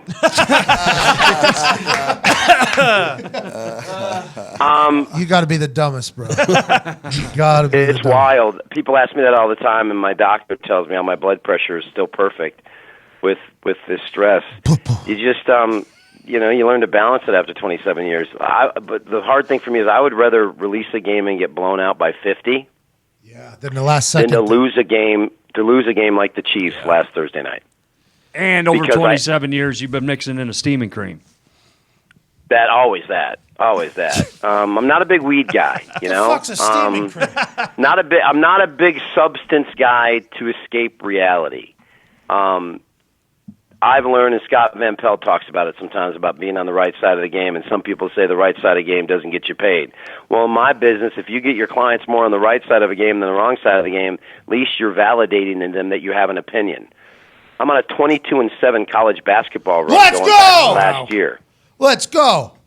And of those 22 winners, 17 have been underdogs that have won outright. So I'm not just giving you a dog. When I look at a college basketball board and there's 80 games, I'm not just looking for a dog that's going to cover. No. I'm looking for a dog that's going to win the game outright. And Buffalo was that dog. Penn, plus the points over Villanova last week, beat them for the first time in 16 years. Penn was +7, won the game outright. It's getting in a good run. That's it. If I'm on the right side of the game, I don't beat myself up too bad. If I've had some terrible college picks this year, terrible. And that's what pisses me off the most and gets me down the most, is that I've been doing this so long that I should be able to look at a board and get on the right side of a game and know we're on the right side of the game and lose than to just blatantly, let me give you an example. Anybody that touted the L.A. Rams as their best bet of the week last week and told you to unload the house, how do you trust that opinion? Can't. That was a 11.5, 12-point favorite that lost the game outright, that had no prayer on the planet from covering. Can't win with that. Don't want to win with that. Can't do it. Can't trust You it. know? Don't ever want to trust it. Won't be able to trust it. Kind of want to get that person the fuck out of here. So that's it. You balance it, and I'll tell you what, I may have massive, horrible losing streaks. Everybody that does what I do for a living does. You're not going to win every day. I also have massive, big winning streaks. I'm honest. I tell the truth. I've had a rock-solid NFL season. I'm having a rock-solid college season. I can't pick my ass in college football right now. I don't think anybody can, to be honest. I think it's kind of tough. It's unbelievable what's going on. So I just stick with college hoops, and unless I do love something in the bowls that I really see that's of value, I'll just keep releasing college basketball picks until we get to the NFL on Saturday, because I'm seeing the college basketball board. And by the way, I got to tell you, Pat, I went on YouTube, watched a little piece. You got a pretty good jumper, buddy. You got a pretty good jumper. Elbows in, you're square. Huh? I saw some interview you did with a kid at the old studios when you were employed by SiriusXM.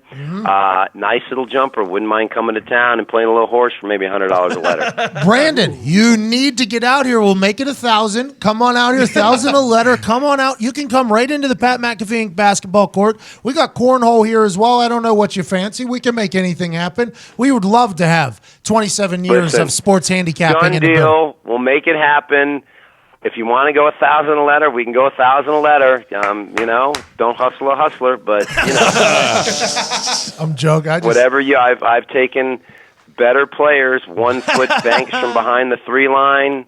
A lot of crazy stuff going on, kid. But we'll keep it nice. Hey. But I like that basketball court. That was sweet. Hey, instead of horse, we'll play DDHD. And I won't even have to the first D before you have 4 D's inside of you. Listen, if I'm coming, we'll find some double D's to cheer us on the big horse matchup. You're an idiot. Brandon, we appreciate you so much. Where can they follow along at? BrandonLang.com. That's it. Like I said, 17-9 NFL run going back to last year. And I'm sorry, 39-23 NFL run going back to last year, 22-7 in college hoops. Sticking with those 2 for the duration of the new year, although I will tell you my lean is toward Notre Dame plus the points. And if Nick Saban wants to score 80 points on Oklahoma, he can. It's just a matter if he will. You know what? You don't do surgery on a sprained ankle, so Tua has a broken ankle for sure. Jalen Hurts. I don't think that matters. The run game of Alabama, there's nothing Oklahoma will be able to do to stop Bama from scoring 50-plus. Nothing. Even if it's Jalen Hurts, nothing. They are so bad defensively against elite competition. So Bama's getting 50. So the question you ask yourself when you lay that 14 number, or 14.5, or 15, can Oklahoma on Bama score 30-plus? If with Nick Saban having 6 weeks to prepare. That's how you look at that game. Because if you think Murray can put up over 30 on Bama's defense, then bet Oklahoma all day long. Because that's what it's going to take. Because there's nothing that Oklahoma's defensive line is going to do to stop Bama's offensive line from gouging them and doing whatever they want. Nothing. Bama's getting 50. There was think people. Oklahoma can get you 30-plus? Bet them. I don't. There was people saying that that Bama team could beat an NFL team. That was crazy. Anyways, Brandon Lang, appreciate you so much, man. You're the best. Got it. Thanks, Pat. See you guys. See ya. Yep. That was a rough call for you, Gorman. That was a rough call. Early there, he didn't remember you. No, he didn't. Had no idea who he was. He knew his brother before he knew Gorm. And he hated his brother. Yeah. That was a bad call for you, Gorbs. That was rough. No worries off my back. He's the one that was taken off of Irsay's back, not me, all right? See, when he was talking about a guy who didn't really like him and worked for the Colts, and that sounded like you. No, it wasn't me. His brother had very similar job title as Jeffrey. I enjoyed. He was his assistant. I mean, that was the bottom line. Scotty was there to, I was doing other media stuff and get the call and go out there. But Brandon, who we love, I loved his personality. Go on. Go on. He was going for, hey Jim, I got a deal for you here. Got it. Hey, shooting a shot. By the way, not a bad idea. If just for future reference, I get it. Brandon's friend of the show, Right. and he's a lunatic of a man. He I mean, is. every time he's on the show, he tells some story that is absolute lunacy. He's been a sports handicapper for 27 fucking years. He's a lunatic for sure. But that's definitely something Brandon Lang would do, is shoot his shot with Jim Irsay. Definitely. If fucking caddies are becoming Wahlberg's assistant, why aren't you going to shoot your fucking shot? Yeah, I'd probably take a couple myself. Pat, you take one of those shots on a round, that's fine. You take another one when he plays back-to-back days. He'd play 4 or 5 straight days. You do 2 of that. How's Irsay's golf? It's fine. But then you do it every time you go out there with I them. see where Gorms is coming from, because this used to happen with Pat All when we the would time. go out and drink. All People the would come up and pitch shit and ask him for shit, and I used to Never feel the saw. same The guy way. just wants to go golf. That's Was all. Brandon pitching 2 for the money to Jim? Absolutely. Something Jim should have thought about. Told us all about that. Told us all about the movie, the script that he had, and Good movie. every time that he would do it. And Still finally, got to after see a while, a guy Gotta says, see hey, it. I'm going out to the West Coast. I'm going to have relax. I'm going to have some of my boys with me. I'm going to go out and play golf. He doesn't want to get pitched all the time. Brandon, you could tell I can he's understand. a mouth. Listen, as somebody who, my lady gets mad, my parents get mad, my friends get mad, people pitch me a lot. But as the person that happens, I'm normally so intrigued by the conversation with the people that I am just enjoying. Yeah, I can see how it's annoying. It's very annoying to Jim Irsay, I assume. But also, Jim probably, I don't want to say enjoyed the conversation, but it's also something I'm sure Jim later said, listen to this fucking caddy. You know what I mean? Like, I bet there was, how was Jim's game? Pretty good. Well, it was. He hasn't played in a while with the surgeries and stuff. But it was interesting. He plays carries 2 drivers. Never know which one's going to be hot. Yeah. Never know which one's going to be hot. Bag gets bigger each year. Yeah, it was great. Well, I mean, if the club ain't doing a job, we got to add a friend. Hey, I know a lot of guys that carry 2 drivers. Yeah. Hey, the chipper. Do you remember the chipper? Oh, yeah. Yeah. Chris Larman, one of our friends, had this little. I used to suck out of the rough.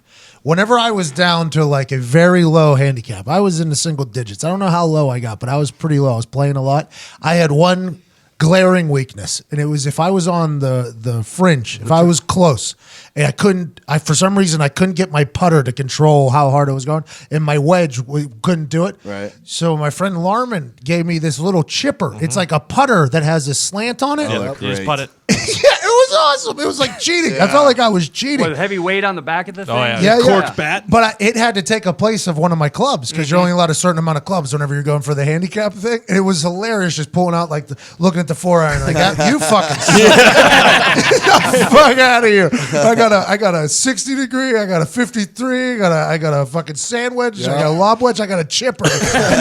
These things are just like that. But that's how I played. That was my best rounds of golf. If you need 4 drivers, because you can only get one good shot out of each one, you pack them in there. You might be putting one in the lake. You never know. You never know. Drowning a club, great move. Immature. Depends what club it is. If it's a wedge, we can get rid of. You throw her in. I had that driver for like 5 years. Hey, you retired that day. That thing was dead. It was over. It was dead. It was dead. It had nothing left in it. That driver, I think it ran out of juice like, night before that outing. It was just a rough day. With Driver had a lot of good ones in it, but not for the last couple years. Do you guys think? Do you think Larman jumped in the water to resell it? Nah, I doubt it. Put it back in the pro shop. Not a bad play. We'll be back for the Italian club outing this year. I have a new driver. I'll tell you what, Gorms, you still golf? You were a golfer there. I had the surgery about 6 years ago on my neck. Same one Patey Pie had. Fusion on 4 and 5. Pardsy, by what the fuck's Pardsy? Well, Pards is like, hey, Pards, how you doing? It's like an He old, called me. It's like Cuz. Yeah, it's like Cuz, but it was back in the day in the Western. Pards, you got to work. I might start picking it. Is there any terrible meaning behind this? No, it's Short for partner, It's right? short for partner, but it's Pards, yeah. Oh. And then he went into Pardsy. You know, I'll tell you what. I don't mind the Pardsy. You throw an E on the end of something, it's the best. Hey, what's up, Pards? So the T becomes D though.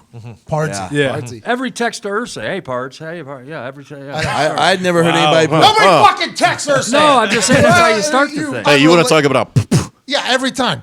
It never stops. Brandon Lang in the middle of it. About his blood pressure. Absolutely perfect, by the way. Best doctors on earth. All right, Diggs, what's going on this weekend? I mean, we hit a lot of it there. Yeah, we got a lot of games that mean things. So Titans, Redskins, basically losers out of the playoffs. Titans got that, I assume. I like the Titans team. They're 10-point favorites. I like Vrabel as a coach. Vrabel, yeah. I like He's a Vrabel beast. as a He's coach. Great player. He was motivated as a player. It transferred over easily. In New York last week, it was rainy, it was cold, and it felt like that was like a Vrabel, like Vrabel was like looking at his team. He didn't have a visor on. I don't think if he had a visor, He's out there doing warm-ups with the team. Yep. Yeah, that's what I'm saying. I think that's a cool thing. I like Taylor Lewan a lot too. Yes. Joe Thomas likes him. I like him. Ravens, Chargers. Chargers still going for the 1 seed. Ravens need to win to stay in contention to win the North and even go into the playoffs because if they lose, then and the Colts win, the Will that Ravens game be on TV? Yeah. Yeah, it's Saturday night. Oh, nice. It's prime time Saturday night. Let's go. Colts, Giants, we already talked about. Colts need to win to obviously to leapfrog the Ravens. If they lose, 9-point dogs, or 9-point favorites, sorry. Eagles, Texans. Yep. Basically a playoff game for both teams because Texans will follow a 3 seed. Eagles, if they lose, they're out pretty much. Nick Foles is back. Yes. Patriots' biggest game on Sunday. J.J. Watt don't care, by the way. No. J.J. Watt don't care. He does not care. Is that game on national TV? Don't think so. That's not good for the Texans. That's on national TV. J.J. probably gets 15 sacks and a fumble, but I don't know. Cowboys, Bucks. Cowboys beat them. They win the NFC East. Rolling on. Vikings need to beat the Lions to stay in the playoff race. Pats, Bills. Pats need to win the third loss in a row. That'd be a tough one. Hey. that would be. To the Bills? I don't know how I'd feel. Is it in Buffalo? I don't know. Let me see. Dildos flying. No, it's in New England. Hey, this morning on ESPN, 8% chance that the Patriots win the Super Bowl. And I was like, it's fucking over. Yeah, and they're going to do it. Foxy, and the first easy. thing, Jesus I Christ. did was run into the book. Best odds I've seen the Patriots to win the Super Bowl since, I don't know, 2013. Since Drew Bledsoe. Yeah, it was plus 550. First time in years it's been above 250. Let's go. It's going to happen. They had to do it. It's going to happen. Did you hear him too? The Chiefs, they are a sieve on defense. The East is wide open. AFC is an absolute, anybody can go. I'm worried about the Texans. That's why we need this home field. Big game. Let's go Eagles. The national game at Go 420. The national game at 425 is Steelers Saints. I'm excited for that. That's a big one. I do believe that the Mercedes-Benz dome down there, that environment is a weapon for them when it gets going. But I think that's Pittsburgh. I think that helps out because Yinzer Pittsburgh show. will travel. Yeah. They will travel. That is something. It's an even bigger game if the Ravens upset the Chargers on Saturday night because the Steelers have to win. Pretty much. What are the Saints playing for right now? The Saints are playing. The Saints are the 1 seed, so they're 12-2. Yeah, still up But they've been cold. The man. Rams have 3 losses. they have not so looked good. basically, they are playing to stay ahead of the Rams. I don't think the Steelers beat the Saints. I think the Saints win because they proved that they can win ugly last week. Yeah. But man, I don't know if the Saints are this team that they were earlier. Drew Brees seemed to be unstoppable. Diggs, why do you think that happened? Because it became too obvious? Well, just what happened was we had talked about it on the show, and sometimes when we talk about things in the show, it gets noticed. It gets noticed by the league. It gets noticed by everyone. happens on a regular basis. So- Darius Leonard comes on our show 2 weeks ago. He's in the Pro Bowl. So the league noticed and was catching wind that we were on to them about Drew Brees and the league being for him. Cheating. So pretty they much. had to make it closer So games. the last few weeks, they've dialed everything back to make the Saints look like a human team again. Don't worry, when the playoffs come around again, the Saints will be They're back. back. Yeah, that's the thing too. If they lock up the 1 seed, if all roads go through that Superdome, there's a serious chance the Saints are going back to the Super Bowl. Yes. Like That place is a weapon. The Rams at Saints, I don't think they stand a chance. And then they go to Atlanta, a place where they're nice and comfy. Yeah, exactly. It's in Atlanta, Division Stadium. Like they play there twice a year. True.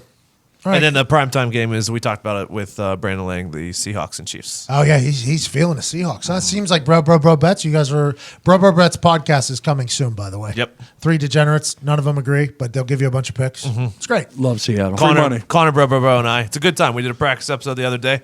Went pretty well, be honest with you. Went pretty well. Went longer than expected, but it was good. A little bit. I think you keep it going. As long as it's good, keep it rolling. Yep.